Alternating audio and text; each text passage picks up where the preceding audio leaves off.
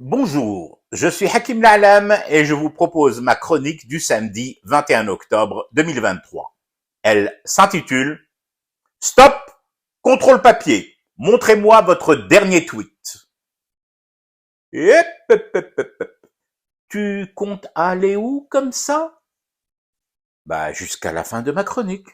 Ouais, on verra. Mais d'abord, faut que tu dises à haute et intelligible voix que tu dénonces férocement, avec le mors et le couteau aux dents, les attaques et exactions commises par le méchant et sanguinaire Hamas contre Israël. Je ne sais pas vous, mais c'est l'impression que j'ai en ce moment, celle de me sentir vivre dans un monde où ont été dressés des barrages filtrants, au passage desquels nous devons montrer en permanence patte blanche, surtout pas brune et encore moins noire, et exhiber, en guise de papier, un communiqué ou un tweet dans lequel nous nous déclarons solidaires des victimes israéliennes de Hamas, en soulignant, si nous voulons passer ce barrage plus rapidement que les autres, que nous soutenons le droit d'Israël de commettre toutes les exactions et crimes contre l'humanité imaginables, voire même ceux qui n'ont pas encore été imaginés par l'esprit malin.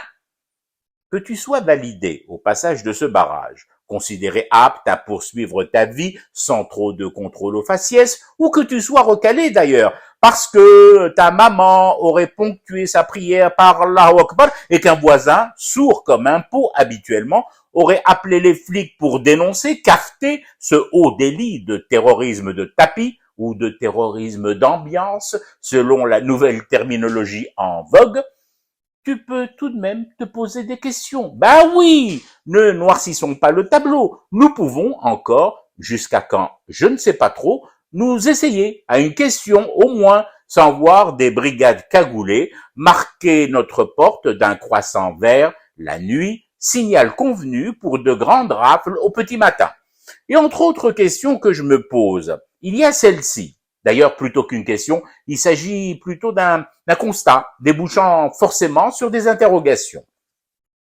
S'il fallait déchoir de leur nationalité toutes celles et tous ceux qui n'ont jamais dit mot, pipé syllabes, pondu bribes de communiqué ou murmuré un ch'ti tweet sur les pogroms et massacres de Palestiniens ces 70 dernières années, ne serions-nous pas face à un sacré problème, celui d'une terre peuplée d'apatrides errants? D'un point de vue pratique, avouez tout de même que nous serions dans de beaux draps, avec ces populations en transhumance permanente. Sur un seul exemple, pris comme ça, au hasard, dans le lot de la foultitude des autres exemples, celui des massacres et crimes contre l'humanité commis en 1982 par Israël et ses phalanges armées à l'encontre des populations de Sabra et Shatila. J'estime, à la louche, comme ça, sans entrer dans le détail, à près d'1 milliard, la population terrienne qui se serait vue déchoir de sa nationalité pour n'avoir rien dit, ni rien publié durant ces 3 jours-là d'extermination des Palestiniennes et des Palestiniens.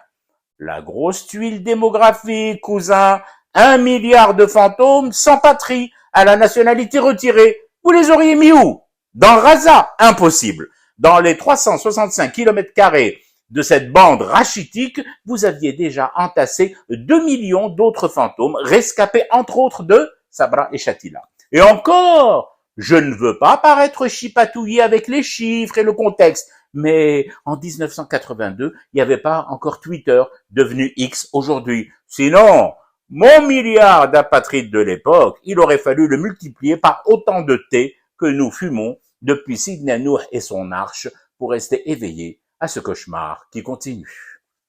C'était Hakim La'alam, je vous retrouve demain pour une autre chronique et une autre façon de dire son amour à l'Algérie.